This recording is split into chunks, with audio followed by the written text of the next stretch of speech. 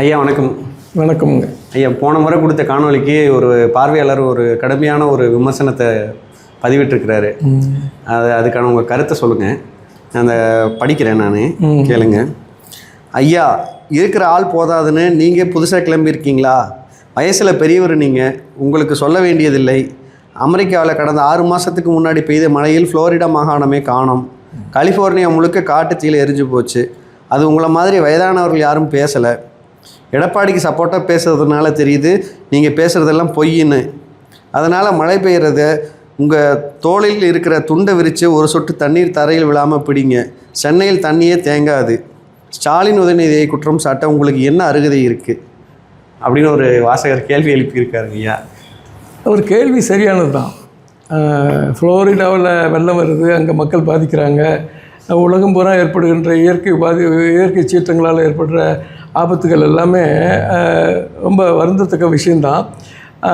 அப்படி ஃப்ளோரிடாவில் வருகின்ற வெள்ளத்தை பற்றி பேசுவதற்கு நான் ஒரு பெரிய சர்வதேச மானுட அரசியல் பண்ணலை. சர்வதேச மனிதர்களை மதிக்கிறோம், அவர்கள் துன்பப்படுவதை நாம் கவலையோடு பார்க்குறோம். அதற்காக இங்கு ஒரு ஆளுகின்ற அரசு நம்மிடம் ஓட்டு வாங்கி கொண்டு நான் இவ்வளவு 1000 கோடி ரூபாய் செலவு பண்ணியிருக்கேன், அதனால் இனிமேல் வெள்ளம் எதுவுமே வராது, வந்தாலும் அது பாதிக்காது அப்படின்னு சொல்லிவிட்டு ஊடகங்கள் பத்திரிகைகள்லாம் எழுதுனது தான் நான் சொன்னேன் வழிய. நான் எடப்பாடிக்கு வக்காலத்து வாங்க வேண்டிய அவசியம் அவருக்கு இல்லை, எடப்பாடிக்கு வக்காலத்து வாங்கக்கூடிய அளவில் நானும் இல்லை, நான் ஒரு பெரிய ஆளுமையும் இல்லை. இருக்கின்ற யதார்த்தங்களை இந்த நையப்படி ஊடகங்கள் மூலமாக நான் பகிர்ந்துக்கிறேன், அவ்வளோதான். நான் கேட்குறேன், நான் சொல்லுவதில் உங்களுக்கு ஏதாவது தவறுன்னு பட்டுதுன்னா நீங்கள் ஒரு அறிவுஜீவியாக இருக்கும்னு நினைக்கிறேன். இந்த கேள்வி கேட்குறதுனால நீங்கள் ஒரு அறிவுஜீவியாக இருப்பார்னு நான் நினைக்கிறேன், ஊகம் பண்ணிக்கிறேன். அல்லது நீங்கள் அறிவுஜீவிகள் இல்லை, நாங்கள் ஆளுகின்ற அரசுக்கு நாங்கள் கொத்தடிமைகள் சொன்னால் அதை பற்றி எனக்கு கவலை இல்லை. உங்களை நான் மதிக்கிறேன். என்ன மதிக்கிறேன்னா, இந்த ஆளுகின்ற அரசாங்கம் மக்கள் மத்தியில் கொடுத்த வாக்குறுதிகள் எல்லாமே பொய் தானே. பொய்யை சொல்லி தானே இவ்வளவு ஓட்டுக்களையும் வாங்குறீங்க. இந்த ஓட்டுக்கள் வாங்குறதுக்காக நீங்கள் இப்படி பொய் சொல்ல வேண்டிய அவசியமே இல்லையே. நான் கேட்குறேன், இந்த ஆண்டு மழை அதிகமாக இருந்ததுனால, நடவுகள் அதிகமாக இருந்ததுனால உற்பத்தி அதிகமாக இருக்குது. அந்த உற்பத்தி அதிகமாக இருக்கிற போது அதை கொள்முதல் செய்வதில் எங்களுக்கு சில சங்கடங்கள் இருக்குது, இதை உடனடியாக தீர்த்து வைப்போம் அப்படின்னு சொல்லி ஒரு அரசு அறிக்கை விடுறதுக்கு அருகதையற்ற அரசு எடப்பாடியார் போய் பார்த்து அந்த இடத்துக்கு போயிட்டு வந்த பிற்பாடு உடனடியாக போயிட்டு அந்த உழவு தொழிலை பற்றி, விவசாயத்தை பற்றி ஒன்றுமே தெரியாத ஒரு சின்ன பையனை உதயநிதியை அனுப்பிச்சி வச்சு அவர் ஏதோ பேசிட்டு வர்றதை பற்றி நாங்கள் விமர்சனம் பண்ணக்கூடாதா? நாங்கள் ஓட்டு போட்டவங்க இல்லையா? வயசானவர்கள் எல்லாமே எதுவுமே சொல்லக்கூடாதா? வயசானவர்கள் இந்த நாட்டினுடைய மூத்த குடிமகள் அல்லவா? நீங்கள் யாரை நீங்கள் பச்சை துண்டு போட்டுக்கிட்டு மழையை தடுத்து நிறுத்துங்க அப்படின்னு சொல்கிறதுல உங்களுக்கு அசிங்கமாக இல்லையா? நீங்களே உங்களை கேள்வி கேட்டு பாருங்கள். இல்லை, இதிலேருந்து என்ன தெரிய வருதுன்னு ஐயா, ஒரு அறிவார்ந்து பகுப்பாய்ந்து மக்கள் அரசியலை பார்க்கறது இல்லையோங்கிற ஒரு சந்தேகம் எழுது. இல்லை, அந்த அவங்க ஒரு ரசிக மனப்பான்மைக்கு போயிடுறாங்களோ, திமுக அப்படிங்கிற ஒரு ரசிக மனப்பான்மைக்கு போயிடுறாங்களோன்னு தோணுது. ஏன்னா இந்த அரசியலமைப்பு சட்டம் நமக்கு கொடுத்துருக்கிறது பேச்சுரிமை. நம்ம யாரும் விமர்சனத்துக்கு அப்பாற்பட்டவங்களே கிடையாது இந்த நாட்டில். அப்படி இருக்கையில் ஆளும் அரசை தான் நம்ம விமர்சனம் செய்ய முடியும். அப்படியான விஷயத்தை, சரியான விஷயத்தை கொண்டுட்டு போகையில் மக்கள் அதை அந்த ரசிக மனப்பான்மை விட்டு வெளியேறணும் அப்படிங்கிறதுக்கு என்ன செய்ய முடியும்? இல்லைங்க, இது ஒரு காலங்காலமாக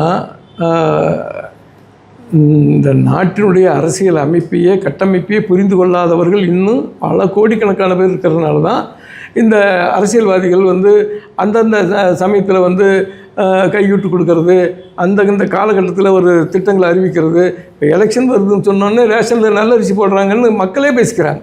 உண்மை. என்னம்மா இந்த வருஷம் இந்த மாதத்தில் ரேஷன் அரிசி நல்லா இருந்ததுன்னு கேட்டால், அது ஏன் கேட்குறீங்க, இப்போ தான் எலெக்ஷன் வரப்போவதில்லை, இன்னுமே முடிகிற வரல நல்லா போடுவாங்க அப்படின்னு மக்களே சொல்கிறாங்க. மக்களிடமிருந்து நீங்கள் கற்றுக்குங்க. மக்கள் என்ன எதிரொலிக்கிறாங்களோ அதை சொல்லுங்கள். நீங்கள் ஏதோ நீங்கள் ஸ்டாலினுக்கும் நான் எடப்பாடியாருக்கு வக்காலத்து வாங்குறதா நீங்கள் நினச்சிங்கன்னா, அப்போ உங்கள் கேள்வியிலேருந்தே தெரியுது நீங்கள் ஸ்டாலினையும் உதயநிதியும் தூக்கி பிடிக்கிறீங்கன்னு சொல்லிட்டு. அவர்களுக்கு என்ன பட்டறிவு இருக்க போகுது? அவங்க அப்பா அரசியல் பண்ணிகிட்ருக்காரு, அவங்க தமிழ் படித்ததுனால அரசியல் பண்ணார். அவருக்கு ஒன்றும் பெரிய தமிழ்நாட்டில் ஒரு பெரிய பொருளாதார புரட்சியெல்லாம் ஏற்படுத்தலை. அதே மாதிரி இவர் ஸ்டாலின் வந்த உடனே அரசு ஆலோசகர்களாக 4 பெரிய பொருளாதார வல்லுநர்களை போட்டிருக்கேன் அப்படின்னு சொன்னார். எல்லாத்தையும் படம் பிடிச்சி போட்டார். அந்த ஜெயந்தன் இவங்க போன்றவங்கலாம். அந்த வல்லுநர்கள் உங்களுக்கு என்ன சொல்லிக் கொடுத்தாங்க? அந்த வல்லுநர்கள் சொல்லிக் கொடுத்து நீங்கள் என்ன அமல்படுத்தினீங்க? அதனால் இங்கே என்ன பெரிய தமிழ்நாட்டில் பெரிய பிரளயமே ஏற்பட்டு போச்சு, மாற்றம் ஏற்பட்டு போச்சு. ரொம்ப மோசமாக தான் இருக்குது. ஒன்று வச்சுங்க, ஆளுகின்ற ஒரு அரசு இந்த ஏற்கனவே இருக்கின்ற நிர்வாக இயந்திரங்களை சரியாக கையாளாவிட்டால் அது வந்து சீனிச்சு போய் நைந்து போய் இத்து போன ஒரு நிர்வாக இயந்திரம். அந்த இயந்திரத்தை வந்து நீங்கள் வந்து அதை வேலை வாங்கலைன்னா அதற்கான செயல் திட்டங்களை கொடுத்து மக்களுக்கான திட்டங்களை அந்த அதிகாரிகிட்ட கொடுத்து அதிகாரி செய்கிறானா இல்லையான்னு பார்க்கறது தான் அரசுடைய வேலை.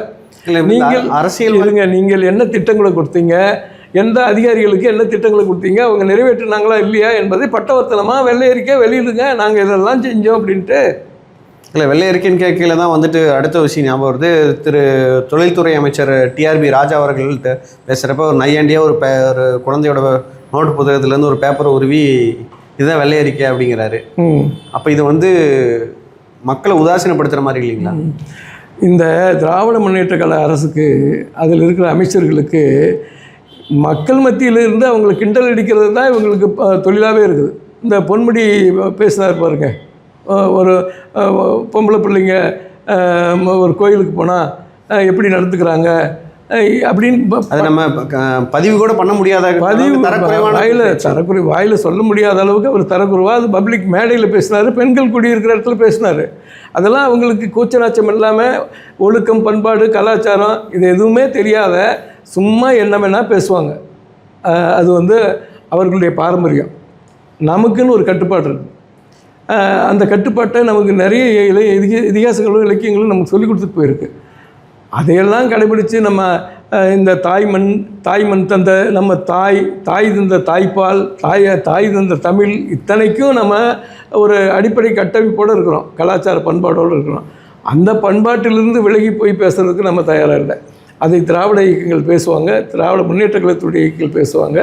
அதுக்கெல்லாம் நம்ம வேல் சொல்ல தயாராக இல்லை. நீங்கள் ஒரு நாட்டாமைத்தனமான ஒரு அரசியல், மக்கள் பிரதிநிதிகளை மதிக்காத ஒரு அரசியல், ஒரு முடியாட்சி மன்னராட்சி மாதிரி நடந்துக்கிட்டு இருக்கிற அரசியல். அதற்கு உதாரணமே அவங்க கூட்டணியில் இருக்கிற தமிழ்நாடு காங்கிரஸ் கமிட்டியுடைய தலைவர் செல்வ பெருந்தகை அவர்கள். அவர் வழக்கறிஞரும் கூட. அவர் வந்து ஒரு பிற்படுத்தப்பட்ட சமுதாயத்தை சேர்ந்தவர் என்ற போக்கில் நீங்கள் துரைமுருகன் அவரை மதிக்க மாட்டேன், அவருக்கு பதில் சொல்ல மாட்டேன். அவருடைய துறை வந்து அந்த மக்கள் பிரதிநிதி. அது மட்டும் இல்லாமல் தமிழ்நாடு காங்கிரஸ் கமிட்டியுடைய தலைவர், கூட்டணி கட்சி, அவருக்கே மரியாதை, கூட்டணி கட்சி அது இருக்கட்டும், அவருக்கே மரியாதை கொடுக்கல. அப்படி மரியாதை கொடுக்காத போது அவர் புலம்புறாரு. நாளைக்கு வெள்ளம் வந்து ஏதாவது விபத்து ஏற்பட்டால் நான் தானே போய் நிற்கணும், நான் தானே மக்கள் மத்தியில் பதில் சொல்லணும் அப்படின்னு அவர் புலம்புறாரு. அப்போ உங்களுடைய கூட்டணி கட்சிக்கு, அதில் இருக்கிற கூட்டணி கட்சியினுடைய தலைவருக்கு நீங்கள் மரியாதை கொடுக்க மாட்டேங்கன்னு சொன்னீங்கன்னா, அதில் அவர் இன்னொரு விஷயம் சொல்கிறாரு. நான் வந்து மாவட்ட ஆட்சியருக்கு நான் வந்து அப்பப்போ அலைபேசியில் அழைப்பேன், ஆனால் அவங்க அழைப்பை எடுக்க மாட்டாங்க. நான் வந்து அந்த துறை சார்ந்த அமைச்சர்கிட்ட சொல்லி நான் என் குறைகளை வந்து தீர்த்து வச்சுக்கிட்டு இருக்கிறேன். அங்கே ஆளும் ஆட்சியாளர்கள் வந்துட்டு, அதாவது பியூரோக்ரசி வந்து இவங்களுக்கு ஒத்துழைப்பு இல்லை, அவங்க தானே எங்களுக்கு சொல்லியிருக்கணும். திமுக அரசு திராவிட மாடல் அரசு அருமையான அரசு அப்படின்னு சொல்லிட்டு இவர் திமுகவுக்கு வந்துட்டு ஆதரவாக தானே பேசிகிட்டு இருக்கிறாரு செல்வ பெருந்தகை அவர்கள். இல்லை, செல்வ பெருந்தகை பேசுகிறதுல வந்து ஒரு அரசியல் இருக்குது. சரியோ தவறோ அந்த அரசியலில் வந்து இவங்களோட கூட்டாக இருக்காங்க. இவர் அந்த கூட்டணியில் இருக்கிற அந்த தார்மீக உறவை தாண்டி இவர் ஏதாவது பேசுனா அது அவங்க மத்திய தலைமைக்கு ஒரு கஷ்டத்தை உண்டாக்கும். அதன் அடிப்படையில் அவர் வந்து பொறுத்து பேசிகிட்டு இருக்கலாம். பட் தெளிவாக என்ன தெரியுது அவர் பேச்சில் இருந்து, இந்த அரசு சாதாரண மக்கள் பிரதிநிதியை கூட மதிக்கிறது இல்லை. அதுவும் என் போன்ற தமிழக காங்கிரஸ் கமிட்டி, தமிழ்நாடு காங்கிரஸ் கமிட்டியுடைய தலைவராக இருக்கிற என்னையுமே மதிக்கிறது இல்லை. இது ஒரு நாட்டாமைத்தனமான போக்கில் துரைமுருகன் பதில் சொல்கிறாரு. அது மட்டும் இல்லை, அது ஒரு கேவலமாக, துரைமுருகனுடைய கேவலமான ஒரு நடவடிக்கை சட்டமன்றத்தில் எடப்பாடியார் பேசுகிறாரு. அதை வந்து இவ்வளவு முதிர்ந்த அரசியல்வாதி, திராவிட முன்னேற்ற கழகத்தினுடைய பொதுச் செயலாளர் சட்டமன்றத்தில் அத்தனை பேர் இருக்கும்போது, மக்கள் பிரதிநிதிகள் அத்தனை பேர் இருக்கும்போது சும்மா கிறுக்குத்தனமாக கக்கப்பன்னு பேசுகிறது அசிங்கமாக இல்லையா? அது வந்து நையாண்டி பண்ணுவது வந்து எதிர்க்கட்சி தலைவரை மட்டுமல்ல, இந்த தமிழ்நாட்டு மக்களுடைய தலைவர். அவர் எதிர்க்கட்சி தலைவராக இருந்தால் என்ன, ஆளுங்கட்சியாக இருந்தாங்க. அவர் இந்த மக்கள் பிரதிநிதி. அவரை நீங்கள் கிண்டல் பண்ணுறது மூலமாக இந்த தமிழ்நாட்டு மக்களையெல்லாம் கேவலப்படுத்துறீங்க, நையாண்டி பண்ணுறீங்க. அப்போ தமிழ்நாட்டு மக்கள் வந்து முட்டாள்கள், என்ன பண்ணாலும் அவங்க ஏற்றுக்குவாங்க, நாங்கள் ஓட்டு வாங்கிக்குவோம், ஆட்சி புரிவோம், நாங்கள் கொள்ளையடிப்போம் அப்படிங்கிறது தானே அது ரொம்ப அயோக்கியத்தனம். இல்லைங்க ஐயா, அது சரிங்க ஐயா. இப்போ பியூரோக்ரஸிக்கும் பொலிட்டீஷியன்ஸ்க்கும் ஒரு சுமூக உறவு எப்பயுமே இருந்துக்கிட்டு இருந்ததுனா தான் அந்த கவர்மெண்ட்டோட கவர்னன்ஸ் நல்லா இருக்கும். அது சரியாக சுமூகமாக இல்லாமல் போகிறதுக்கு யார் காரணமாக இருக்க முடியும்?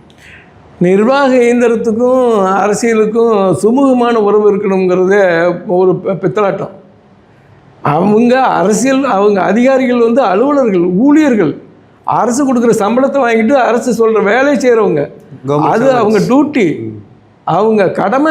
அதிலிருந்து விலகி அவங்களோட இவங்களுக்கு என்ன சுமூக உறவு வேண்டி கிடக்குது? சொல்கிறது செய்யணும்னு அதிகாரம் பண்ணுற ஒரு அரசு இருக்குதுன்னா அதிகாரிகள் இப்படிலாம் இருக்க மாட்டாங்க. இப்போ இவர் ஃபோன் பண்ணால் வந்துட்டு அழைப்பை எடுக்கிறதில்ல, ஒரு மாவட்ட ஆட்சியர் எடுக்கிறதில்ல அப்படிங்கிற ஒரு குற்றச்சாட்டாக வைக்கல, ஆதங்கமாக வைக்கிறாரு அவர். அது பெரிய ஆதங்கம், அது குற்றச்சாட்டு தான். அதுக்கு என்ன நடவடிக்கை அரசாங்கம் எடுத்தது? அது என்ன சொல்கிறாரு, இந்த அரசு கையாலாகாத அரசு. ஒரு ஆட்சியர் வந்து இப்படி பதில் சொல்கிறார். ஒரு எதிர்கட்சி ஆளுங்கட்சியில் உறவாக இருக்கிற ஒரு தமிழ்நாடு காங்கிரஸ் கமிட்டி தலைவருக்கே இந்த நிலைமைங்கிறது தான் அவர் எடுத்து சொல்கிறாரு. அதுலேருந்து நம்ம என்ன புரிஞ்சுக்க வேண்டியிருக்குது, இந்த அரசு இயந்திரத்தை கையாள தெரியாமல் அல்லது கையாளுவதற்கான முயற்சி எடுக்காமல் இருக்குங்கிறது தான். இப்போ ஒரு சின்ன உதாரணம் சொன்னிங்கன்னா, எடப்பாடியார் முதலமைச்சராக இருப்பதற்கும் ஜெயலலிதா முதலமைச்சராக இருக்கிறதுக்கும் என்ன வித்தியாசம்னு எனக்கு தெரிஞ்ச 2 ஆட்சியர்களை கேட்டபோது அவங்க சொன்னது ஒரே வழி தான். அம்மா கூட எங்களுக்கு அக்சஸ் இல்லைங்க, ஆனால் இவர் அப்படி இல்லை. இரவு 2 மணியானா கூட நாங்கள் ஃபோன் பண்ண எடுப்பார், தீர்வு உடனே சொல்லுவார் அப்படின்னு சொல்லுவார். அதனால தான் அவர் காலத்தில் எல்லாமே வேகமாக நடந்தது, அமைதியாக நடந்தது. அந்த காலகட்டத்தில் அதிகபட்சமான விவசாயிகள் போராட்டம் நடந்தது எடப்பாடியார் ஆட்சியில் தான். சரிங்க ஐயா. அப்படி இருக்கையில் எடப்பாடியார் அவர்கள் ஆட்சியிலையும் சில பிரச்சனைகள் நடந்தது. ஸ்டெர்லைட் பிரச்சனையில் வந்துட்டு 13 பேர் துப்பாக்கியால் சுட்டு கொல்லப்பட்டனர். அப்புறம் காவல் கஸ்டடியல் டெத்து நடந்தது, சாத்தான்குளத்தில் நடந்தது. இது எல்லாமே அவரோட ஆட்சியிலையும் நடந்தது. இப்போ ஆராசா என்ன குற்றச்சாட்டு வைக்கிறாருன்னா, கஸ்டோடியல் டெத் வந்து திமுக ஆட்சியிலையும் நடந்தது, ஆனால் எங்கள் முதல்வர் போய் மன்னிச்சிருங்க, இனி இது போல நடக்காதுன்னு கேட்கறதுக்கு ஒரு தைரியம் வேணும்ல, இது எடப்பாடி செஞ்சாரா அப்படின்னு சொல்லி ஆராசா விமர்சனம் வைக்கிறாரு. நான் கேட்குறது, அந்த ஸ்டெர்லைட் ஆலையினுடைய போராட்டத்தில் உயிரிழந்தவர்களுக்கு ஒரு விசாரணை கமிஷன் போட்டாங்க. அருணா ஜெகதீசன் தலைமையில் தான் போட்டாங்க. அந்த விசாரணை கமிஷன் போட்டபோது அந்த விசாரணை கமிஷன் அரசுக்கு எண்ணத்தை கொடுத்தது. அதன் மீது இந்த அரசு என்ன நடவடிக்கை எடுத்தது? இதுவே எடப்பாடியார் ஆட்சியில் துப்பாக்கி நடந்துருச்சுங்கிற ஒரே வரியில் அதை பேசிக்கிட்டு இருக்கிறத காட்டிலும் அதனுடைய உண்மைத்தன்மை என்ன, அதை கண்டுபிடிக்கிறதுக்காக போட்ட விசாரணை கமிஷன் வந்து அருணா ஜெகதீசன் கமிஷன் வந்து அரசுக்கு எண்ணத்தை கொடுத்தது. அதன் மீது அரசு என்ன நடவடிக்கை எடுத்தது? இது ஏதாவது இது நாள் வரையில் வெளியே வந்திருக்கா? சொல்லியிருக்காங்களா? இவங்க ஆட்சி மாறிடுச்சு, போய் ஆமாங்க இது பொறுத்துக்குங்க. ஒரு படுகொலையே நடந்த பிற்பாடு போய் பக்கத்தில் நின்றுக்கிட்டு ஆறுதலாக இனிமேல் இது மாதிரி நடக்காதுன்னு சொல்கிறதுக்கு, அந்த படுகொலை நடந்தது காரணம் கண்டுபிடிச்சி அதற்கான தீர்வு சொல்லக்கூடாதா? அதுக்கு தானே போட்டிங்க விசாரணை கமிஷன். அந்த கமிஷன் என்ன பண்ணிக்கிட்டு இருக்கு? நீங்கள் பல விசாரணை கமிஷன் இப்படி தான் இருக்குது. நீங்கள் வந்து அம்மா ஜெயலலிதாவுடைய மரணத்துக்கு ஒரு விசாரணை கமிஷன் போட்டாங்க. அதை வந்து நான் உடனே கண்டுபிடிப்பேன், அவங்களை தண்டிப்பேன்னு சொன்னார் முதல்வர். அந்த கமிஷனுடைய அறிக்கை என்னாச்சு? ஆறுமுகசாமி அறிக்கை என்னாச்சுங்க? இப்படி அறிக்கையின் மீது நடவடிக்கை எடுக்காமல், அது அறிக்கையின் மீது என்ன நடவடிக்கை எடுத்தால் என்ன நடந்துக்கிற உண்மைத்தன்மையை மக்களுக்கு சொல்லாமல் அதை அப்படியே வச்சுக்கிட்டு நாங்கள் போய் நேரில் இனிமேல் நடக்காதுன்னு சொல்லிட்டு வந்தோம், அதுவே பெரிய விஷயம் மல்லவா அப்படின்னு கேட்குறதுலாம் ஒரு மித்தப்படித்த ஒரு ஆராசை பண்ணுற பாராளுமன்ற உறுப்பினர்களுக்கெல்லாம் அதை சொல்கிறதை கூட அவங்க கூச்சப்படணும். தெளிவாக சொல்லணும், நறுக்கு தெரிஞ்ச மாதிரி இருக்கு. மக்களுக்கு பட்டவர்த்தனமாக எல்லாம் தெரியணும். கோடநாடு கொலை வழக்கு கூட அவங்க 21 வாக்குகள் சேகரிக்கிறப்ப திமுக வந்து நாங்கள் வந்த உடனே விசாரிப்போம், எடப்பாடியார் ஜெயிலுக்கு அனுப்புவோம் அப்படின்லாம் பேசிக்கிட்டு இருந்தாங்க. இப்போ அதோடைய நிலை என்னவா இருக்குதுங்க? இங்கே எடப்பாடியார் வந்து கங்கணம் கட்டிக்கிட்டு ஏதோ ஒரு விஷயத்தில் அவரை மாட்டி விடணும், அவர் சிக்க வைக்கணும் அப்படின்னு இந்த கட்சி பார்த்துக்கிட்டு தான் இருந்தது. எடப்பாடியார் ஆட்சியில் இவங்க சட்டை கிழிச்சிக்கிட்டா வெளியே வந்து பெரிய போராட்டம்லாம் நடத்துனாங்க. அதுக்கப்புறம் இந்த ஒரு இந்த சொரிநாய் போன்ற இந்த டிடிவி தினகரெல்லாம் கூட கொடநாடு கொலை வழக்கு அது இதெல்லாம் பேசிகிட்டு இருந்தாங்க. அவர் மேலே குற்றம் இருந்தால் நடவடிக்கை எடுத்துகிட்டு போங்களேன். சும்மா இது ஏன் பத்திரிகைகள் தினம் ஒரு பேச்சாக பேசிகிட்டு இருக்கிறதுக்கு? என்ன நடந்தது சட்டமன்றத்தில் எவனாவது கேட்டிங்களா? கொடநாடு விவகாரத்தை சட்டமன்றத்தில் டிரான்ஸ்பரண்ட்டாக வெளிப்படைத்தன்மையாக இப்படி நடந்திருக்குது அப்படின்னு ஏதாவது அறிக்கை விட்டிங்களா? சும்மா அவரை பற்றி மறைமுகமாக கொச்சப்படுத்துறதுக்கு இந்த கொடநாடு கொலை வழக்குன்னு பேசுறது. அதனால தான் அதை நிலவிலேயே வச்சுட்டு வராங்களா? ஒன்றும் முடிச்சு வைக்கணும். இவங்களை இதில் யாரும் உண்மை அங்கே என்ன உண்மையை சொல்லுங்கள். நீங்கள் எடப்பாடியார் குற்றவாளியாக இருக்கட்டும், சசிகலா குற்றவாளியாக இருக்கட்டும், யார் குற்றவாளியாக இருக்கட்டும், ஆனால் அதை நீங்கள் சொல்லுங்களேன். சொல்லுவதற்கு யோக்கியது இல்லாத அரசு எதுக்கு அதை பற்றி பேசிக்கிட்டே இருக்குது? அப்போ இந்த காவல்துறை எதுக்கு இருக்குது? இந்த காவல்துறை ஏதாவது கொண்டு போய் கொடுத்தா தானே நீதிமன்றம் அதன் மீது ஏதாவது ஒரு நீதியை சொல்லும். அப்போ இது நீதிமன்றத்துக்கு காவல்துறைக்கு மத்தியிலேயே இருக்குது. ஏன் இருக்குது? ஆனால் அதை பற்றி பேசுகிறதுக்கு எல்லாம் அது அரசியலாக்குறதுக்கு அதை பற்றி பேசுறது என்னமோ ஒரு பிம்பத்தை உருவாக்குறது. எடப்பாடிக்கும் அதுக்கும் சம்மந்தம் இருக்கிற மாதிரி ஒரு பிம்பத்தை உருவாக்குறது. இதெல்லாம் அவர் பார்த்து சிரிச்சுக்கிட்டு தான் இருக்கார். அதனால் நீங்கள் திரும்ப திரும்ப எடப்பாடியாருங்கிற ஒரு பிம்பத்தை உடைக்கிறதுக்காக 1008 கொள்ளநெறிகள் சொரிநாய்கள் வேலை செஞ்சிட்ருக்காங்க. நான் இப்படி சொல்கிறதுக்கு ரொம்ப வருத்தப்படுறேன். காரணம் என்னென்னா அவர் தான் எல்லாத்தையும் தூக்கி எறிஞ்சிட்டு நான் தான் அண்ணா திராவிட முன்னேற்ற கழகத்துடைய பொதுச் செயலாளர்னு வந்துட்டார். அவர் வேலையை செஞ்சுக்கிட்டு இருக்காரு.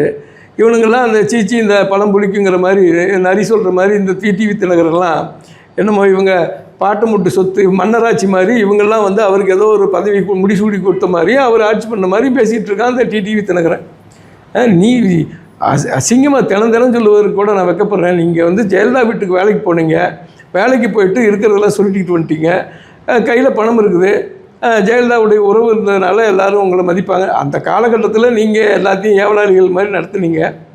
அதற்கு இந்த அண்ணா திராவிட முன்னேற்ற கழகத்தில் இருந்த அத்தனை உறுப்பினர்களுமே காரணம்தான். அவங்க தான் இன்றைக்கி வந்து அடித்து சொல்லணும். டிடிவி தினகரனை நீ என்னடா உங்கள் அப்ப முட்டு சொத்தா பாட்டு முட்டு சொத்தா, நீங்கள் என்ன பெரிய பேரரசா மன்னரா முடிசூடா மன்னர்களா, நீங்கள்லாம் எங்களுக்கு பிச்சை போட்டிங்களா? இதான் அவங்க தான் சொல்லணும். அவங்க ஏன் சொல்ல மறுக்கிறாங்கன்னு தெரியல. டிடிவி தினகரனுக்கு ஒரு அண்ணா திராவிட முன்னேற்ற கழகத்துக்கு ஒரு உறுப்பினராவது பதில் சொல்லியிருக்காங்களா பாருங்கள். இல்லை. நீ யாரா துரோகின்னு சொல்கிறதுக்கு? நீ யாரா எங்கள் தலைவருக்கு பதவி கொடுத்தோம்னு சொல்கிறதுக்கு? நீ யாரா, எங்கேருந்து வந்த, நீ என்ன ஒரு பெரிய பேரரசா? இல்லை, இந்த விஷயத்தில் ஒரு சின்ன முரண் இருக்குங்க ஐயா. இன்னைக்கு சமகாலத்தில் வந்து இந்த அரசியலில் எவ்வளவோ விஷயங்கள் இருக்குது.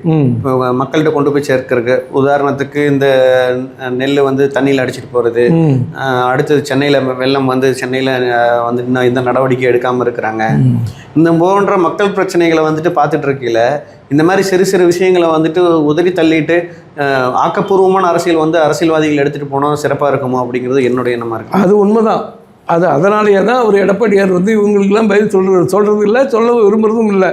ஆனாலும் யாரோ ஒரு சட்டமன்ற உறுப்பினர்கள் வந்து கடுமையாக பேசணுமில்ல. தினம் அவன் பேசிக்கிட்டு இருக்கான்.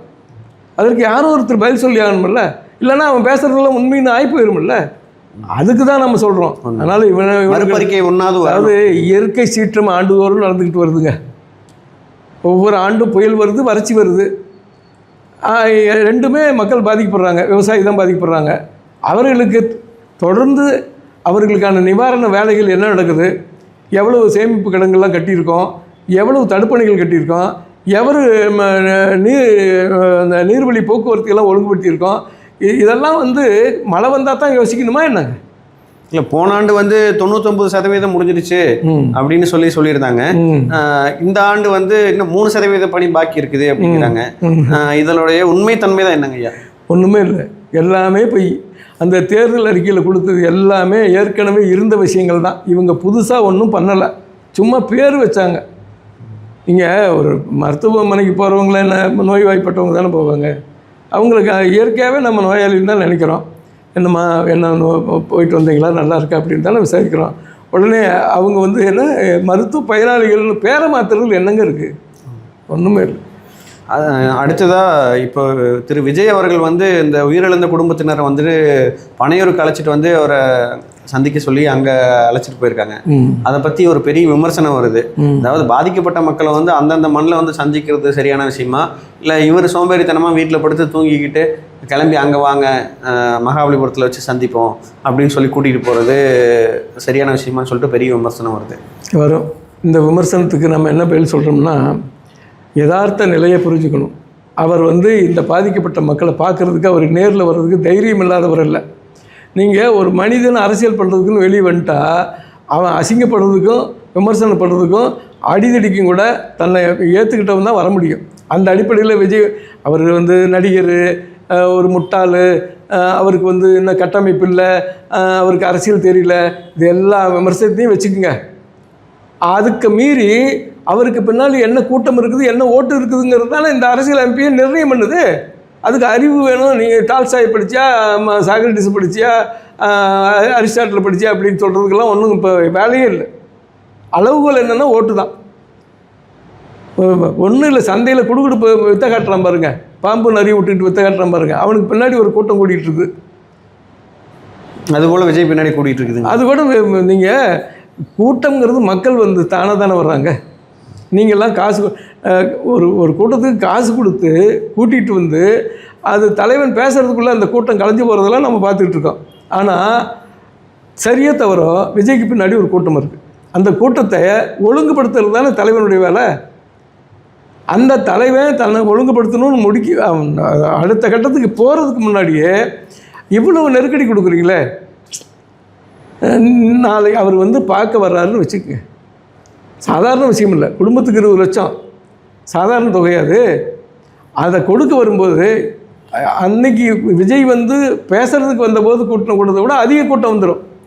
அந்த கூட்டத்தில் ஏதாவது அசம்பாவிதம் நடந்தால் அதுக்கும் பொறுப்பு விஜய்ன்னு தானே சொல்லுவீங்க. உங்கள் காவல்துறை பொறுப்புன்னு சொல்ல மாட்டீங்க, அரசியல்வாதிகள் பொறுப்புன்னு சொல்ல மாட்டீங்க. அவர் அதில் தான் ஜாக்கிரதையாக இருக்கார். அப்படி தான் நான் நினைக்கிறேன். எனக்கும் விஜய்க்கு ஒன்றும் பெரிய, நான் விஜய் ஆதரிக்கிற அரசியல்வாதியும் இல்லை. இன்னும் சொல்லப்போனால் இந்த அரசியல்வாதிகளோட எனக்கு ஒட்டும் இல்லை, உறவும் இல்லை. நான் எடப்பாடியார் ஆதரிக்கிறது என்பதே அவருடைய பெருந்தன்மை தான். அவருடைய உழவர் குடியில் பிறந்தவருங்கிறதால தான். அவர் வந்த பிற்பாடு தான் 400 கோடி செலவு பண்ணி இந்த குடிமராமத்து திட்டம் கொண்டு வந்தது. உழவை பற்றி சிந்திச்சு யாருங்க, வந்த உடனே பச்சைத்துண்டை தலையில் கட்டிக்கிட்டு மக்கள் மத்தியில், விவசாயிகள் மத்தியில் எளிமையாக போன தலைவன் யாருங்க? ஸ்டாலினுக்கு தான் பச்சைத்துண்டு போட்டு போகிறார். அவருக்கு அது எல்லாமே அதுக்கு பின்னாடி பூரா ஒரு சினிமா துறை இருக்குது. அவருக்கு மேக்கப் போடுறதுலேருந்து, தலையில் துண்டு கட்டுறதுலேருந்து, அவர் நடந்து போகிறதுக்கு ரோடு போடுறதுலேருந்து ஒரு இருக்காங்க. இவர் சேத்துக்குள்ளே இறங்கி நாற்று நட்டார். ஒரு அந்த கட்டிலேருந்து நாற்றை பிரித்து நடுறதுக்கு ஸ்டாலினுக்கு தெரியுமா, அவங்க அப்பனுக்கு தெரியுமா, அல்லது இந்த உதயநிதிக்கு தான் தெரியுமா? இப்போ விவசாயி நான் தெரியாததுங்கிறத வந்து தவறாக சொல்லலை. ஆனால் அதை மீறி தெரிஞ்சவர் எடப்பாடியாருங்கிறது தான் நான் சொல்கிறேன். அதனால் நீங்கள் எடப்பாடியாரை ஆதரிக்கிறீங்க? ஆமாம்மா. அவர் வந்து ஒரு உழவர் குடியில் பிறந்ததுனால தான் போய் நெல்லை அள்ளி கையில் பார்த்து, நீங்கள் அது இயற்கையாக வந்ததுங்க. அவர் நடிக்கலை, அது ஸ்பான்டேனியஸாக அவருக்கு போனோன்னே வந்தது. காரணம் ஒரு விவசாயி. நீங்கள் புளி விற்றுக்கிட்டு இருக்கான், புளி விற்றோடனே அங்கே போய் கொட்டை எடுத்ததா கொட்டை இல்லாதான்னு கேட்குறாரு. இதுக்கு புளியை பற்றி தெரியாதவன்லாம் கமெண்ட் அடிக்கிறான். இல்லை, அது ஆபாசமான கமெண்ட். இது நீங்கள் அருவருக்கத்தக்க மாதிரி இவங்க பேசி பேசி பழகிட்டாங்க. இதுக்கெல்லாம் வந்து இதை விட மோசமாக நம்ம அருவருக்கத்தக்க பதில் கொடுக்கலாம். ஆனால் அதை வந்து எடப்பாடியார் விரும்ப மாட்டார். இன்னொன்று, நமக்கும் அது நாகரிகம் இல்லை இந்த வயசில். அதனால் இன்றைய போக்கில், வருங்காலத்தில் யாருடைய துணையும் இல்லாமல் அவர் ஆளுங்கட்சிக்கே போக வேண்டாமுங்க. இருக்கிற எம்எல்ஏக்களை தக்க வச்சுக்கிட்டு அவர் எதிர்க்கட்சி தலைவராக இருந்தாவே அது அவருடைய வெற்றி தானே. சும்மா எதுக்கெடுத்தாலும் எத்தனையோ பத்தாண்டுகள் வந்து திமுக வந்து ஆட்சி இல்லாமல் கூப்பில் உட்காந்துருக்குது. அது போல் இப்போ ஒரு 5 ஆண்டு உட்காந்ததுக்கு வந்துட்டு என்ன இவ்வளோ பெரிய விமர்சனத்தை கொடுக்குறது வந்து எம்ஜிஆர் சாகர வரலும் உங்களுக்கு யோகியதையே இல்லை, அரசியல் பண்ணுறதுக்கு யோகியதையே இல்லை. அவர் விட்டு சென்ற வெட்டிடம், அதுக்கப்புறம் அந்த அம்மா விட்டு சென்ற வெட்டிடம், அதை பிடிச்சி வச்சுக்கிட்டு நீங்கள் அது போல் எந்த கூட்டணியும் இல்லாமல் தனிச்சே இரட்டை சின்னத்திலேயே வந்துட்டு தனி பெரும்பான்மையை வந்துட்டு அதிமுக அடைஞ்சிருக்கு. ஆனால் ஒருபோதும் கூட்டணி இல்லாமல் ஆட்சி அமைச்சதே கிடையாது திமுக அரசாங்கம் தொடர்ந்து. ஆனால் 10 தோல்வி பழனிசாமி அப்படின்னு சொல்லிட்டு பெரும் விமர்சனத்தை கொண்டுட்டு வர்றாங்க. இது ஒரு லாபி பண்ணுற மாதிரி தெரியலீங்களா? இதில் வந்து அதிமுக வந்துட்டு இந்த லாபி பண்ணுறதுல கொஞ்சம் வீக் ஆகிட்டாங்களா? லாபி பண்ணுறது வீக் ஆகலை, அவர் பொறுமை காத்துக்கிட்டு இருக்காரு, அவ்வளோதான். அவர் பேச விட்டால் பேசுறதுக்கு அப்படி மணிமணியான பசங்களாம் இருக்காங்க. பேராசிரியர் கல்யாண சுந்தரம் போன்றவர்கள்லாம் பேசுகிறாங்கன்னா தாங்க மாட்டாங்க. நீங்கள் நல்ல உள்ளங்கள், நல்ல இளைஞர்கள், சத்யன் போன்ற இளைஞர்கள், அவர்கிட்ட ஒரு இளைஞர்கள் பட்டாலுமே இருக்குது. அவர் கண்ணை அசைச்சா இந்த பொறிகளை தாங்க மாட்டாங்க. இந்த இளைஞர்களுடைய கோபத்தை அவங்க திராவிட முன்னேற்றங்களை எதிர்கொள்ளவே முடியாது. இவர்களை போல அசிங்கமாக பேசுவதற்கு நீங்கள் மக்கள் இப்போ சாதாரண பொதுமக்களை விட்டாவே பேசிடுறாங்க. நீங்கள் ஊருக்குள்ளேயே பேசுகிறாங்க. அதுபோல் எங்களை வழிநடத்தி செல்வதற்கும், ஏன்னா நீங்கள் எந்த ஒரு அரசியல் கட்சி சாராதவர்கள் அப்படிங்கிறத திரும்ப அழுத்தி சொல்லிக்கலாம். நீங்கள் அடுத்த வரும் ஆட்சி வந்து திரு எடப்பாடியார் ஆட்சி அமைக்கணும் அப்படிங்கிறது உங்களுடைய அவ்வளோதான். அதை வந்து மக்களுக்கும் தெளிவாக சொல்லிடலாம். ஏன்னா வாசகர்களும் என்ன நினைக்கிறாங்கன்னா, நீங்கள் வந்து ஒரு அதிமுகவோட ஆதரவாளர், அவங்களுக்காக நீங்கள் ஓட்டு கேட்கறதுக்கு வந்து கேட்டுக்கிட்டு இருக்கீங்க அப்படிங்கிறத பேசுகிறாங்க.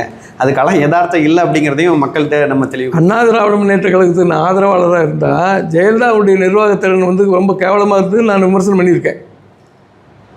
ஜெயலலிதாவுடைய நிர்வாகத்திறமைக்கும் பழனிசாமியுடைய நிர்வாகத்திறமைக்கும் ஒப்பிட்டு பார்க்குறேன் நான். அது அரசு அதிகாரிகள்கிட்ட இருந்தே அந்த பதிலை வாங்கி தான் பேசுகிறேன் நான். ஏன்னா ஜெயலலிதாவை தூக்கி தலையில் ஏன் வச்சுக்கணும்? நான் எம்ஜிஆரை நான் பாராட்டுறேன். எம்ஜிஆர் வரும்போது இவங்க என்னெல்லாம் பேசுனாங்க அப்படின்னு. எம்ஜிஆர் சத்துணவு திட்டத்தை கொண்டு வந்தபோது இதே கலைஞர் வந்து தினம் தினம் திருமணம் நடக்க முடியுமா, தினம் தினம் சோறு போட முடியுமா எல்லாம் கேட்டவர் தான். ஆனால் அது மக்களுக்கான திட்டம் அப்படிங்கிறதுனால அதை இவங்க ஒன்றுமே பண்ண முடியாமல் அதை மேலும் மேலும் வளர்த்தெடுத்துட்டு போனாங்க. அது ஏன்னா அது மக்களுக்கான விஷயம். அதனால் நமக்கு கட்சி சாயம் பூசினா எனக்கு ஒன்றும் கவலை இல்லைங்க. நான் எதை பற்றியும் கவலைப்படுறதில்லை. நான் வந்து இந்த ஒரு குறுகிய அளவில் உரிமை உள்ள ஜனநாயகத்தில், ஒரு பறந்துவிட்ட ஜனநாயகம் அல்ல இது வந்து ஏதோ ஒரு பணம் படைச்சவனுக்காக இருக்கிற ஒரு ஜனநாயகம். அவன் தான் காசு கொடுக்க முடியுது, அவன் தான் அரசியல் பண்ண முடியுது அப்படிங்கிற ஒரு கட்டமைப்புக்குள்ளே தான் இந்த அரசு இயங்கிட்டு இருக்குது. இதை மீறி ஒன்றுமே பண்ண முடியல இவங்களால். நான் என்ன நினைக்கிறேன்னா, இதுக்கு இதை எதிர்த்து உடைச்சிட்டு ஒரு புதிய அரசு படைக்கிறதுக்கான ஒரு மக்கள் இயக்கத்தை நாம் ஒன்றும் வச்சுக்கல, ஒரு மக்கள் படையை கட்டலை, அரசியல் செய்யலை. ஆனால் இதுக்குள்ளே ஒரு யோக்கியமானவனை ஒருத்தர் இருக்கணும்னு சொன்னால் அது எனக்கு எடப்பாடி பழனிசாமி தவிர யாரும் தெரியல. அவர்கிட்ட தான் நீங்கள் இவ்வளவு பெரிய சாம்பவன்கள்லாம் பெரிய மன்னார்குடி மாஃபியாங்கிற மாதிரி இவங்களாம் அந்த பெரிய ஒரு சட்டமன்ற உறுப்பினர்களும் வெளியில் இழுக்க முடிஞ்சுதா? உங்கள்கிட்ட வந்து 18 சட்டமன்ற உறுப்பினர்களும் விட்டுவிட்டு அனாதையாக தெருவில் நிற்கிற நீ மறுபடியும் இந்த துரோகி, நான் யார் பதவி கொடுத்தான்னு தெரியாதா அப்படின்னு இப்படியே பேசிக்கிட்டு இருந்தீங்கன்னா கோபம் வருமா வராதா? ஒரு உணர்வு உள்ளவனுக்கு கோபம் வரும். அது எனக்கு வருது பேசுகிறேன் இல்லைங்கய்யா. அது பல் பிடுங்கப்பட்ட பாம்பு கொஞ்சம் அப்படி இப்படியும் சீறிக்கிட்டு தான் இருக்கும். அதை விட்டுட்டு அடுத்து ஆக்கப்பூர்வமான அரசியலை பார்க்கலாமேங்கிறது இல்லை. அதாவதுங்க அந்த அந்த தினகரனை பற்றி பேசுவதற்கு யோகியதான ஒரு அல்ல அவர். ஆனாலும் நமக்கு இருக்கிற உணர்வுகளை கொண்டு போய் சேர்த்து நமக்கு இருக்கிற அந்த ஸ்ட்ரெஸ்ஸு அதை போக்கணும்னா அவனை திட்டி தான் ஆகணும். ஏன்னா இவ்வளவு கொடுமையாக பேசுகிறவனு அப்படியே விட்டு வச்சுக்கிட்டு இருக்க முடியுமா? அதிமுக காரங்க வேணால் பேசாமல் இருக்கலாம். ஏன் பேசாமல் இருக்கலாம்னா அவங்களுக்கு அரசியல் பண்ணணும். ஆனால் நமக்கு அப்படி இல்லை. அவர் தான் சொன்னார், எனக்கு மானம் பெருசுன்னு சொன்னார். அதனால தான் நானும் சொல்கிறேன், எனக்கு மானம் பெருசு. இப்போ அடுத்ததாக இது நீங்கள் சொல்லையில் தான் மறுபடியும் ஞாபகத்துக்கு வருது. அண்ணாமலை வந்து இப்போ அமைதி நிலைக்கு இப்போ திருப்பிட்டாருங்களே, என்ன காரணமாக இருக்கும்? அண்ணாமலை அமைதியாக இருக்காரா அப்படிங்கிறது எனக்கு இன்னும் தெரியல. ஆனால் அண்ணாமலை பண்ணது ஒரு மாபெரும் துரோகம், கூட்டணிக்கு துரோகம், கூட்டணி தர்மம் இல்லாமல் பண்ண ஒரு அயோக்கியத்தனம். அண்ணாமலையை நான் ரொம்ப மதிக்கிறவன். ஒரு 100 இளைஞர்களை கொடுங்கள், இந்த பிரபஞ்சத்தையே மாற்றி காட்டுகிறேன்னு சொன்னார் விவேகானந்தர். அப்படி ஒரு இளைஞர் அண்ணாமலை ஒரு இளைஞர்கள் மட்டும் அல்ல, அவர் ஒருத்தர் வந்து 100கணக்கான இளைஞர்களுக்கு சமம்னு நான் கருதுனவேன். அவர் முதல்ல மாற்றத்துக்கான மராத்தான் ஓட்டம்னு ஆரம்பித்த போது நான் ரொம்ப ஒரு பையன் கிடச்சிட்டான் பரவாயில்ல அப்படிங்கிற மாதிரி நான் நினச்சி தான் அந்த கூட்டத்துக்கு போனேன். ஆனால் ஒரு கூட்டணி தர்மம்னு ஒன்று இருக்குல்ல, யார் எதிரின்னு வரையறுக்காமல் பித்துக்குளித்தனமாக இஷ்டத்துக்கு பேசக்கூடாது. எதிரியை நிர்ணயம் பண்ணிக்கிட்டு அந்த கண் வந்து அந்த எதிரி மேலே தான் இருக்கணும். மற்றதெல்லாம் 2ஆம் பட்சம், செகண்டரி. அதை நீங்கள் பண்ணலையே, தொடர்ந்து போய் அதான் எனக்கு ரொம்ப வருத்தமான. அமைதி நிலைக்கு போயிட்டாரு. அது வந்து மத்திய அரசாங்கம் வந்து ஏதோ அறிவுரை சொல்லியிருக்குமா இல்லை என்ன? எனக்கு இந்த மத்திய அரசாங்கம் அமித்ஷா பேசியிருப்பார், மோடி பேசியிருப்பார், அவருக்கு ஆணையிட்டிருப்பாங்க. இதுலாம் எனக்கு நம்பிக்கை இல்லைங்க. அது அவங்க போக்கு, அரசியல் நடத்துகிறாங்க, அவங்களுக்கு போக்கு. அண்ணாமலை ஏன் குதிச்சுக்கிட்டு இருந்தாரோ, அண்ணாமலை ஏன் இப்போ தூங்கிட்டு இருக்காரு அப்படிங்கிறது, அமைதியாக போயிருக்காருங்கிறதுக்கெல்லாம் நான் யோகத்தில் பதில் சொல்ல விரும்பலை. ஆனால் அண்ணாமலை வருகின்ற தேர்தல் முடியும் வரை அமைதி காத்தா இந்த கூட்டணி நிச்சயமாக வெல்லும். அவர் மீண்டும் மீண்டும் தன்னுடைய இருப்பிடத்தை காப்பதற்காக ஏதோ 4 பேர் மைக்கை கையில் பிடிச்சிட்டு வந்து ஏதாவது கேள்வி கேட்டால், கூட்டணி பாதகம் இல்லாமல் கூட்டணியுடைய வளர்ச்சிக்காக இவர் ஏதோ பதில் சொல்லிட்டு போனால் பரவாயில்ல. இந்த கூட்டணிக்கு மீண்டும் மீண்டும் திரும்ப திரும்ப தினகரனையும் ஓபிஎஸ்சியும் சசிகலாவையும் இவர் தூக்கி பிடிச்சிக்கிட்டு இருக்கிறதுங்கிறது அரசியல் பக்குவம் இல்லாத ஒரு பேச்சு.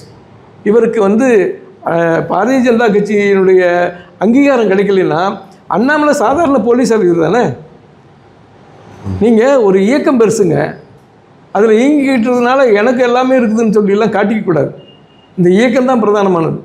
அதை மீறி நீங்கள் ஏதாவது பண்ணிங்கன்னா, இப்போ என்ன சொல்கிறான், அண்ணாமலைக்கு அமித்ஷா சொல்லி கொடுத்துருப்பாரோ, அண்ணாமலை அமித்ஷா பேச வச்சுருப்பாரோ, அதனால் அவன் பேசிகிட்டு இருக்காரு அப்படிங்கிற ஒரு கெட்ட பேரை அமித்ஷா வரையிலும் கொண்டு போய் சேர்த்தார் அண்ணாமலை. ஆனால் அது உண்மை இல்லை. அவர் என்ன சொல்கிறாரு, தேசிய என்டிஏ கூட்டணியில் அண்ணா திராவிட முன்னேற்ற கழகம் இருக்குது, தமிழகத்தில் எடப்பாடியார் தான் முதலமைச்சர், அது தீர்மானிக்கப்பட்ட விஷயம், எல்லாரும் சொல்லிட்டாங்க. இன்னும் சொல்லப்போனால் பாரதிய ஜனதா கட்சியினுடைய மாநில பொதுச் செயலாளர் பேராசிரியர் சீனிவாசன் அவர்கள் 2 வருஷமாக சொல்லிகிட்டு இருக்கார், இந்த கூட்டணியில் எடப்பாடி பழனிசாமி தான் முதலமைச்சர், அவர் தான் முதலமைச்சர் வேட்பாளர் அப்படிங்கிறத அவர் சொல்லி போகிற பக்கமெல்லாம் சொல்லிட்டு தான் இருக்கார். அப்போ அவருக்கு ஒரு அமித்ஷா ஆணையிடாமல் அண்ணாமலைக்கு மட்டும் தனியாக சொல்லி கொடுத்தாரா? இது அண்ணாமலை தான் தோன்றித்தனமாக பேசிய பேச்சு. அது வந்து அண்ணா திராவிட முன்னேற்ற கழகத்தினுடைய அண்ணா திராவிட முன்னேற்ற கழகம் பாரதிய ஜனதா கட்சியுடைய உறவில் ஒரு சோர்வு ஏற்படுச்சு. அதிமுக தொண்டர்கள் வந்து அண்ணாமலை வந்து சோர்வாக தான் பார்க்குறாங்க. பேசாமல் இருந்து தொலைச்சா பரவாயில்லைங்கிற அளவுக்கு கொண்டு வந்து விட்டார். நீங்கள் என்ன வேணால் பேசுங்க, உங்களுடைய திறமையெல்லாம் இருக்கட்டும். எங்கே திறமை இருக்குது? ஊடகங்கள் மத்தியில் இருக்குது. நீங்கள் இப்போ எல்லாமே அந்த என்ன மண்ணுக்கான ஒரு ஓட்டம் நடத்துனார், என்னது எண் மக்கள்ன்ட்டு ஒரு அதெல்லாம் எந்த அளவில் வெற்றி அடைஞ்சிது, எந்த அளவில் மக்களை திரட்டுச்சு? ஒன்றுமே இல்லைங்க. நீங்கள் ஒரு வாரம் இவர் பேசாமல் இருந்தால் இந்த ஊடகங்கள் அண்ணாமலை மறந்துடும். இவர் நினச்சிக்கிட்டு இருக்காரு இந்த ஊடகங்கள் மத்தியில் வர்ற வெளிச்சம் வந்து நமக்கு ஒரு பெரிய சக்தியாக இருக்குதுன்னு நினச்சிக்கிட்டு இருக்காரு. அது ஒன்றுமே இல்லை. ஆகவே என்ன பண்ணாலும் சரி, நம்ம நோக்கம் வந்து மத்தியில் பாரதிய ஜனதா கட்சி ஆட்சிக்கு வரணும், மோடி பிரதமர். மோடி தவிர எனக்கு யாரும் தெரியாது. அந்த கட்சிக்குள்ளே வேணால் ஒரு நல்லவர் இருக்கலாம், ஒரு வல்லவர் இருக்கலாம், அது அவங்க வேலை. ஆனால் என்னை பொறுத்தளவில் எனக்கு தெரிஞ்ச இந்த பாரதத்துக்கு தலைமை தாங்கக்கூடிய இன்னும் 10 ஆண்டு காலத்துக்கு கூட அவருடைய உடல்நிலை ஒத்துழைக்குமானால் அவருடைய அந்த பிம்பமே போதும்னு நான் நினைக்கிறேன். இல்லை, அதாவது இடதுசாரி சித்தாந்தத்தை ஆதரிக்கக்கூடிய நீங்கள் வந்து மோடி தான் மீண்டும் பிரதமர் ஆகணும் அப்படின்னு சொல்கிறதுல ஒரு பெரிய ஆச்சரியத்துக்குரிய விஷயமா இருக்குது. எதனால் வந்து உங்களுக்கு ஈர்க்கப்பட்டது? சார், இடதுசாரி வலதுசாரி எந்த சாரியாக இருக்கட்டுங்க, எல்லோரும் மக்களை சார்ந்தவர்கள் தான், மக்களுக்காக பேசுகிறவங்க தான். அதுக்கு என்னை வந்து ஒரு குறுகிய வட்டத்துக்குள்ளே நான் இடதுசாரி, நான் மார்க்சியம் படிச்சிருக்கேன், எனக்கு இப்படித்தான் மார்க்சியம் சொல்லி கொடுத்தது, அதனால் நான் வந்து மோடி எதிர்ப்பேன் அப்படின்லாம் என்னால் சொல்ல முடியாது. நான் வலதுசாரி, நான் பிற்போக்குத்தனமாக தான் இருப்பேன், என்னுடைய வாழ்நிலையை நான் இப்படி தான் சிந்திப்பேன் அப்படின்லாம் எனக்கு இல்லை. எனக்கு இந்த நாடும் நாட்டு மக்களும் முக்கியம். இந்த நாட்டு மக்களுக்கு சரியான ஒரு தலைவன் வந்து வலதுசாரிகள் வந்தாலும் சரி, இடதுசாரிகள் வந்தாலும் சரி, இன்னும் சொல்லப்போனால் ஒரு தீவிரவாத இயக்கத்திலிருந்து ஒரு இளைஞன் வந்து புறப்பட்டு வந்தாலும் சரி, நான் இந்த மக்களுக்காக யார் நின்றாலும் அவங்கள ஆதரிப்பேன். எனக்கு இன்றைக்கு தெரிஞ்ச ஒரே மக்கள் தலைவன் வந்து மோடி தான்.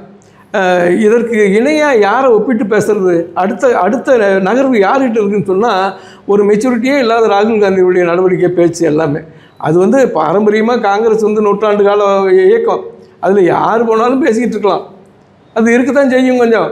ஆனால் எல்லாத்தையும் உடச்செறிஞ்சு நீங்கள் மோடியினுடைய அரசியல் பார்த்தீங்கன்னா, இவ்வளோ பெரிய பொருளாதார சிக்கலில் கூட மோடியினுடைய நிலைப்பாடு சரியாக இருக்குதுன்னு தான் என்னுடைய கருத்து. அதனால் நான் வந்து மோடி எடப்பாடி அவர்களுடைய உறவு வந்து இன்னும் பலப்படுத்தணும், இன்னும் நல்லா வளர்ந்து போகணும் அப்படிங்கிறதுலாம் இருக்கேன். நீங்கள் இதுக்கிடையில் வந்து எடப்பாடியார் வந்து தாவாக்காவில் சேர போகிறாரு, அது சேர போகிறாரு, அதெல்லாம் இல்லை. அவர் அன்னைக்கு அந்த குமாரபாளையத்தில் அந்த பசங்களை பார்த்து சொன்னார், யதார்த்தம் தானே அது. அதுக்கப்புறம் அவர் என்ன, அப்புறம் அதுக்கு ஒரு கற்பனை, ஆமாம் அவர் தாவாக்காவோட பேசிகிட்டு இருக்காரு, அங்கே பேசுகிறாரு, இங்கே பேசுகிறாரு, அவங்களுக்கு பேசு. யார் போய் நேராக ஃபோட்டோ எடுத்துகிட்டு கொண்டு பேசுகிறதே யாராவது ஒளிப்பதிவு செய்யுங்க, ஒரு ஃபோட்டோவில் சொல்லுங்கள். யூகத்தில் எதை வேணாலும் பேசிகிட்டு இருக்கு. இந்த எஸ்பி லட்சுமணன் ஒரு பையன் எல்லா அரசியலும் தனக்கே தெரியுங்கிற மாதிரி பேசிக்கிட்டு. அதுவும் இல்லாமல் இந்த மீடியாக்கள் மேலேயும் ஒரு விமர்சனம் வருதுங்க ஐயா. ஒரு பிரச்சனை வந்து நீதிமன்றத்துக்கு போகுது அப்படின்னா ஒரு யூகத்திலேயே உட்காந்து இவங்க இந்த மாதிரி ஆயிருக்கும் அந்த மாதிரி ஆயிருக்கும்ட்டு மீடியா ட்ரையல் நடத்தி உளவியல் ரீதியாக மக்களை வந்து ஒரு சார்பாக வந்துட்டு தயார்படுத்திடுறாங்க. உதாரணத்துக்கு என்கவுண்ட்ரு அப்படிங்கிற விஷயம் மிக ஆபத்தான விஷயம். ஆனால் அது வந்து இன்றைக்கி இருக்கிற சட்டத்தினால வந்துட்டு அவனுக்கு தண்டனை கொடுக்க முடியாது. என்கவுண்ட்ரு பண்ணுறவங்கள ஹீரோ மாதிரி பார்க்க ஆரம்பிக்கிறாங்க. ஆனால் அது சட்டத்துக்கு புறம்பான ஒரு விஷயம். அந்த மீடியா ட்ரையலில் வந்து எப்படிங்க நம்ம தடுத்து? இந்த என்கவுண்டர் வந்து தனி மனித உரிமைக்கு விரோதமானது. சட்டம் நிறையா இருக்குல்ல, அவனை அரெஸ்ட் பண்ணுறதுக்கு உங்களுக்கு ஆயுதம் இருக்குல்ல, படை இருக்குல்ல, அதெல்லாம் என்ன பண்ணுது? எல்லாமே சுட்டு தான் பிடிக்கணுமா? அப்போ சுட்டு பிடிக்கிற அளவுக்கு தான் நீங்கள் இந்த ரவுடிகளையும் இந்த கும்பலையெல்லாம் வளர்த்து விட்ருக்குறீங்களா? அது உங்கள் காலத்தில் அப்படி வளர்ந்துருக்குன்னா அதை நீங்களே அடக்க முடியாமல் சுட்டு பிடிக்கிற அளவுக்கு போய் ரொம்ப பலவீனமாயிட்டீங்களா? அரசு இயந்திரம் பலவீனமாக இருக்கா? தனி மனிதனுடைய உரிமையை நீங்கள் சட்டத்துக்கு முன்னாடி நிறுத்துங்க. நீதி தான் வெல்லும். நீதிக்கு முன்னாடி நிறுத்துங்க. அதை விட்டுவிட்டு நீங்கள் எதுக்கெடுத்தாலும் சுட்டுவிட்டா அவன் ரவுடின்னு நீங்கள் சொல்கிறீங்க. அவனை பிடிக்க முடியாத கையாளாகத்தனமா? அது அவனை சுடணுமா? இல்லை, இதனால் நிரபராதிகள் கூட வந்துட்டு பாதிக்கப்படலாம். ஆமாம், அதுதான் தனி மனித உரிமைக்கு எதிரானதுன்னு நம்ம சொல்கிறோம். அவன் நீங்கள் சொல்கிறீங்க அவன் ரவுடின்ட்டு. அவன் ரவுடியா இல்லையாங்கிறது எங்கே வெளிப்படும்? நீதிமன்றத்தில் வெளிப்படும். நீதிமன்றத்துக்கு கொண்டு போங்க. சட்டத்தின் அடிப்படையில் தீர்வு கிடைக்குமில்ல. சரிங்க. நீங்கள் துப்பாக்கியும் தோட்டாவையும் கையில் வச்சுருக்கிறவங்கிறதுக்காக நீங்கள் செய்கிறதெல்லாம் நியாயம்னு நம்ம ஏற்றுக்கணுமா? நம்ம இந்த ஜனநாயகத்தை காப்பாற்றுறதுக்கான ஒரு பெரிய நீதிமன்றம் இருக்குது. அந்த நீதிமன்றத்தில் என்ன சொல்கிறாங்களோ அதை நம்ம கேட்கணும். நீதிமன்றத்தையே விமர்சனம் பண்ணுற அளவுக்கு உங்களுக்கு உரிமையெல்லாம் கொடுத்துருக்காங்க. இல்லை, அந்த கேள்வி வந்து ஒரு தனி விவாதமாக கொண்டு போகலங்க ஐயா. ஒரு நீதிமன்றம் வந்து கீழமை நீதிமன்றம் வந்து ஒரு தீர்ப்பை கொடுக்குது. அடுத்து வந்துட்டு மேலமை நீதிமன்றத்துக்கு போகிறப்ப அவங்க வேற மாதிரியான தீர்ப்பை கொடுக்குறாங்க. கீழமை நீதிமன்றம் எதையெல்லாம் வச்சு இந்த மாதிரியான தீர்ப்பை கொடுத்துச்சுன்னு சொல்லி கேள்வி எழுப்புறாங்க. ரெண்டுக்கும் நேர் எதிர்புறங்களோடு இருக்கிறாங்க, ரெண்டு தீர்ப்புகளுக்கும். ஆனால் இந்த இடத்துல வந்து நீதி நிலைநாட்டப்பட்டதுன்னு எப்படி நம்ம புரிஞ்சு கொள்ள முடியும்? அந்த மாதிரியான கேள்விகள் நிறைய இருக்கு. ரொம்ப ரொம்ப எளிமையானதுங்க. சட்டத்தின் அடிப்படையில் தீர்ப்பு இருக்குது. அந்த சட்டத்தின் அடிப்படையில் தீர்ப்பு சொல்வதற்கு, தீர்ப்பை வழங்குவதற்கு தகுந்த தரவுகளையும் சாட்சியங்களையும் கொண்டு போய் சேர்த்துறது பாதிக்கப்பட்டவங்க தான். இந்த பாதிக்கப்பட்டவங்க அவங்களால வந்து சரியான தரவுகளையும் சரியான சாட்சியங்களையும் கொண்டு போய் சேர்த்த முடியலன்னா அந்த அந்த வழக்கில் நீதிபதி தன்னெழுச்சியாக தன்னுடைய கற்பனை தன்னுடைய யோசனையின் மூலமாக அந்த யூகத்தின் அடிப்படையில் அதுக்கு தீர்வு சொல்ல முடியாது. அவருக்கு உண்மையிலேயே தெரிஞ்சிருந்தால் கூட சட்டத்தின் அடிப்படையில் தான் அவர் நீதியை வழங்க முடியும். ஏன்னா இந்த சட்டம் தான் நாட்டை ஆண்டுகிட்டு இருக்குது. We are governed by the law. அதனால் எந்த நீதிமன்றத்தில் நீங்கள் சரியான தரவுகளை கொண்டு போய் சேர்த்துலையோ அப்போ நேர்மையும் கூட தோற்று போகிறதுக்கு வாய்ப்பு இருக்குது. அதனால் நீதிபதிகளை கொண்டு சொல்லி அது உதாரணத்துக்கே சொல்லணும்னாங்க ஐயா, கரூரில் நடந்த சம்பவம் 41 பேர் மரணத்திற்கு சூமோட்டாவாக வந்துட்டு சென்னை நீதிமன்றம் வந்து வழக்கு எடுக்கிறாங்க. எடுத்துட்டு நிறைய குற்றச்சாட்டுகளை வந்து தாவேக்கா மேலே வந்துட்டு சுமத்துறாங்க. சுமத்திட்டு இவர் வந்து ஒரு தலைவனுக்கான தகுதியே இல்லாதவருங்கிறவங்க விமர்சனங்கள் எல்லாத்தையும் கொடுக்குறாங்க. அந்த வழக்கு வந்து திரும்ப உச்சநீதிமன்றத்துக்கு எடுத்துகிட்டு போகிறாங்க. அப்போ வந்து அவர் சில கேள்விகள் எழுப்புறாங்க. ஏன்னா கரூருங்கிறது வந்து மெட்ராஸ் ஹைகோர்ட், சென்னை ஹைகோர்ட் உயர்நீதிமன்றத்துக்கு ஜுடிஷியரிக்குள்ளே வராது. அது வந்து மதுரை பெஞ்சோட ஜுடிஷியரியின் கீழே வரணும். அப்படிங்கிறப்ப அந்த வழக்கு அங்கே இருக்கவங்களாம் எடுத்துருக்கணும். இவர் வந்து ஏன் வந்து வாலண்டியராக எடுத்தார்? அப்புறம் ஒரு தலைவனை பற்றி விமர்சனம் பண்ணுறதுக்கான வேலைகள் அங்கே நீதிபதிகளுக்கு என்ன இருக்குன்னு உச்சநீதிமன்ற கேள்வியில் எழுப்பியிருக்கு. அப்போது இந்த இடத்துல ஒரு வயலேஷன் நடந்திருக்கிறதா பார்க்கப்படுது. அதாவது ஜுடிஷியரியில் இல்லாத கேஸை அவங்க அதிகாரத்துக்குள் இல்லாத இடத்துல இருக்கிற கேஸை அவங்க எடுத்திருக்காங்கன்னு சொல்லிட்டு இப்போ அந்த நீதிபதி மேலே என்ன நடவடிக்கை எடுக்க முடியும், என்ன தான் எடுத்தாங்க? ஏன்னா இப்போ ஒரு நீதிபதினா என்ன வேணாலும் பேசலாம், என்ன வேணாலும் செய்யலாங்களா? ஒரு கண்டனம் நீதிமன்றத்தை எல்லாம் நீங்கள் நீதிமன்றத்தை விமர்சனம் பண்ணுறதை நிறுத்துங்க. அந்த நீதிபதி இந்த வழக்கை எடுக்கிறதுக்கு யார் காரணம்? அவராக வந்தாரா? சூமோட்டாவாக வந்து எடுத்துக்கிட்டாரா? இல்லை, இப்போ சென்னை நீதிமன்றத்தில் எடுத்து சென்னை நீதிமன்றம் சூமோட்டாவை எடுத்து வந்து பண்ணாங்களா? ஆமாங்க. நேரடியாக அவரே அந்த நீதிபதியே வந்து இந்த வழக்கில் இன்வால்வ் ஆகி அதை விசாரிக்க அவர் வந்தாரா? அல்ல. அது அரசு கேட்டுக்கொண்டதுபடி வந்தார். அரசு அது கேட்டுக்கொண்டபடி வந்ததுக்கு அதில் அதிகாரம் இருக்குதா இல்லையாங்கிறத அரசு பார்த்து அதை பண்ணியிருக்கணும். அந்த ஜூரிஸ்டிக்ஷன் வந்து மதுரைக்கு தான் வருதுன்னா மதுரைக்கு தான் அதை பண்ணியிருக்கணும். இதை எப்படி வந்தாங்கிறதுக்கு நமக்கு ஒன்றும் தெரியாது. ஆனால் ஒரு நீதிபதி தானே வந்து அப்படி பண்ணியிருக்க மாட்டார். அவரும் நீதிமன்றத்தில் அவரும் ஒரு நீதிபதி தான். அவருக்கு தெரியாதா இதில் நம்ம தலையிடக்கூடாதுன்ட்டு? அது நம்ம சர்க்கிள் இல்லை, நம்ம ஜூரிஸ்டிக்ஷன் இல்லைன்னு தெரியாதா? இருந்திருக்கும். அது ஏதோ தவறு நடந்திருக்கு, என்னன்னு நமக்கு தெரியல. அதை நம்ம விமர்சனம் பண்ண தயாராக இல்லை. ஏன்னா அதையும் விமர்சனம் பண்ணி அதையும் பலவீனப்படுத்திவிட்டு இந்த நாட்டை யார்கிட்ட கொள்ளைக்காரங்கிட்டையும் ரவுடிகிட்டையும் எல்லாத்துக்கிட்டையும் கொடுத்துட்டு போகிறதுக்கா? ஒரு ஆயுதம், நீதித்துறைங்கிற ஒரு ஆயுதத்தை வச்சுக்கிட்டு தான் மக்கள் இன்னும் பாதுகாப்பாக இருக்காங்க. அதையும் நீங்கள் விமர்சனப்படுத்தி பலவீனப்படுத்திட்டிங்கன்னா அப்புறம் யார்கிட்ட போய் நீங்கள் அழுவுறது? சரிங்க ஐயா, உங்கள் கருத்துக்களுக்கு மீண்டும் ஒரு நன்றி. திரும்ப உங்களுடைய கருத்துக்கள் மூலமாக மக்களை சென்றடைகிறதுக்கு உங்களுடைய தொடர்ச்சியான செவிகளுக்காக காத்திருக்கும் நையப்படை சார்பாக நன்றி.